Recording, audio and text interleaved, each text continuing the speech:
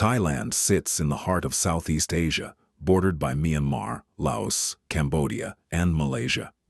The Royal Thai Armed Forces operate one of the region's most substantial military inventories, mixing Cold War-era American equipment with modern Chinese and European systems. This is every major vehicle and weapon Thailand has, and whether it's enough to defend its borders, starting with main battle tanks. Music, VT-4.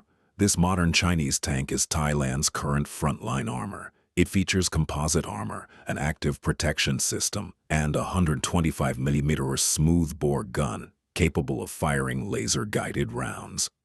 The problem is numbers. Thailand only operates around 50 of these, limiting their deployment to rapid reaction units. Against a sustained armored push, that's not enough to hold multiple fronts. It's legitimately capable, but stretched thin.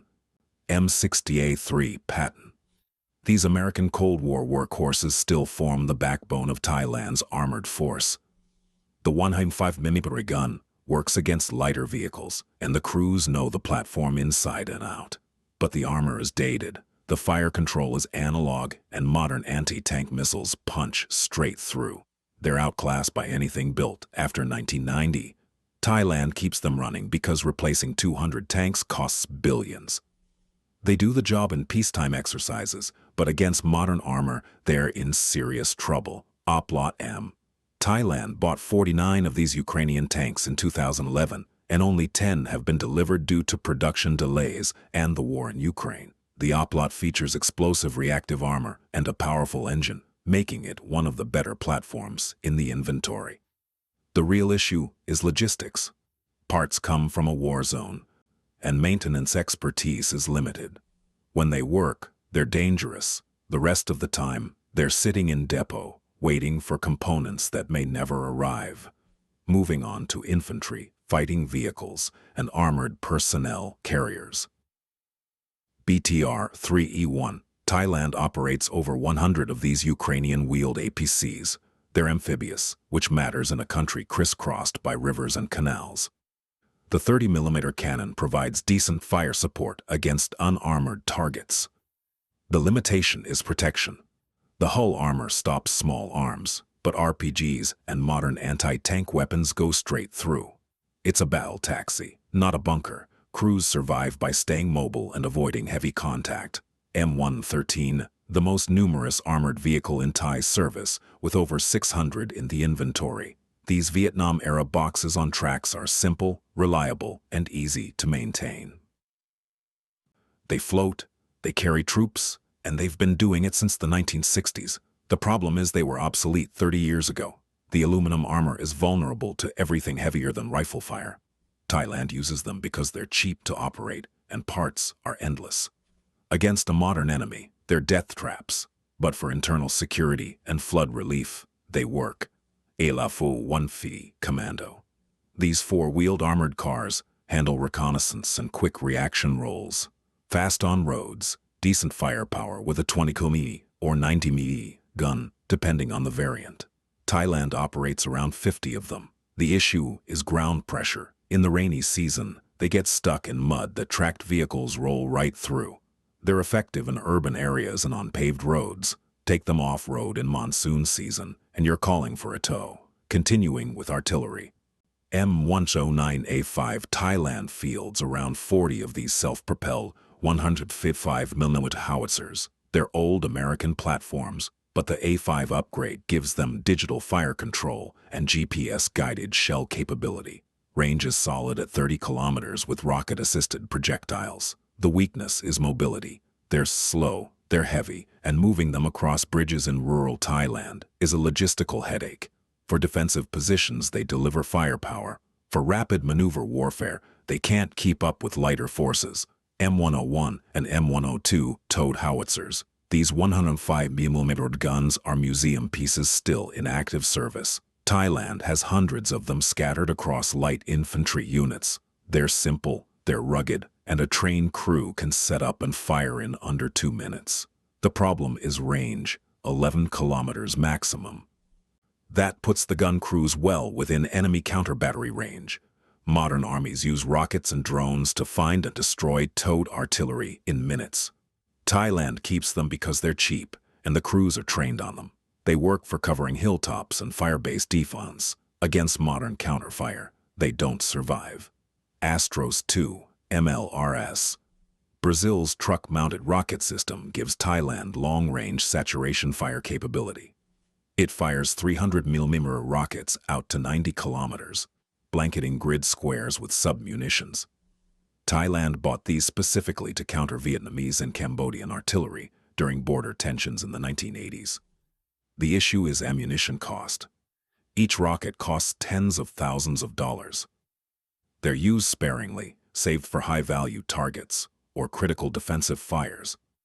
When they shoot, they devastate. The rest of the time, they sit in bunkers waiting for a war that may never come. Now let's look at air defense. Mistral man-pads, shoulder-fired infrared missiles effective against helicopters and low-flying aircraft out to 6 kilometers. Thailand deploys them with infantry units for point defense. The limitation is their short range and fire-and-forget means no engagement radar. A single aircraft flying high is untouchable. Against helicopter gunships and drones below 3,000 meters, they're effective. Against fast jets, they're a deterrent at best. Oerlikon 35mm. These Swiss-made anti-aircraft guns provide radar-directed fire against aircraft and drones. Thailand operates around 40 systems. They're reliable, the radar is decent, and the guns throw enough lead to shred helicopters. The problem is range. 4 kilometers effective ceiling means modern jets fire standoff missiles from 20 kilometers away, never entering the engagement envelope. They work against slower targets, against modern strike aircraft. They're outranged before they get a shot. Skydragon 50. Thailand's newest air defense system from China. Medium-range surface-to-air missiles with 50-kilometer range and active radar guidance. It's a serious upgrade, giving Thailand the ability to threaten aircraft at altitude for the first time in decades. The real test is integration. The system is new, crews are still training, and it hasn't been proven in combat. On paper, it's dangerous. In reality, we don't know yet if Thai operators can use it effectively under pressure. Moving on to aircraft. Gripen CD. Thailand operates 12 of these Swedish multi-role fighters, making them the most capable jets in the inventory. They're modern, they carry advanced missiles, and the radar is competitive with anything in the region. The issue is sustainment. Parts come from Sweden, maintenance windows are long, and availability rates hover around 50%. On any given day, half the fleet is grounded waiting for parts or maintenance. When they fly, they're world-class. The rest of the time, they're expensive lawn ornaments. F-16A-B, older American fighters upgraded with modern radar and weapons. Thailand flies around 40 of them. They're the backbone of the Air Force, handling air patrol and strike missions. The limitation is age. These airframes date back to the 1980s, and structural fatigue is a real concern. Upgrade programs extend their life, but there's only so much you can do with 40-year-old metal. They're effective against regional threats, but the clock is ticking. Alpha Jet, Oned, light attack and training aircraft from France. Thailand uses them for close air support and pilot training. They're cheap to operate, easy to fly, and perfect for hitting unarmored targets.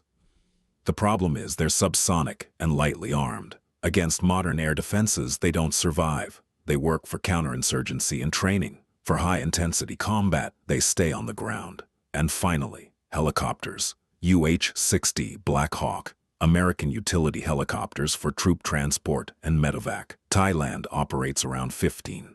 They're reliable, they carry 11 troops, and crews trust them. The issue is numbers. 15 helicopters can't support large-scale operations across a country the size of Thailand. They're stretched thin, supporting special operations and disaster relief.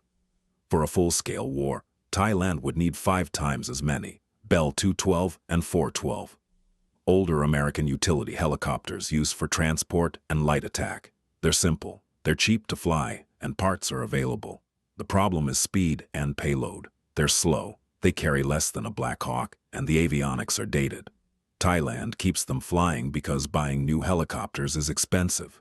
They work for routine missions. For contested airspace, they're too vulnerable. AH-6 Little Bird, small American attack helicopters used by special operations, fast, maneuverable, and perfect for raids and reconnaissance. Thailand operates a handful for counterterrorism and border patrol. The limitation is armament. They carry rockets and miniguns, but no heavy anti-tank missiles. Against lightly defended targets, they're lethal. Against armored vehicles, they need support. The bottom line: Thailand's military runs on a mix of aging American gear, new Chinese systems, and whatever European equipment fits the budget. The force is capable of handling internal security, disaster relief, and deterring smaller neighbors. Against a major regional power with modern equipment and air superiority, Thailand lacks the numbers, the logistics, and the industrial base to sustain a prolonged conflict. It's a defensive force designed to make invasion costly, not to win wars of attrition. Which system impressed you most? Let me know in the comments. Subscribe for the next video.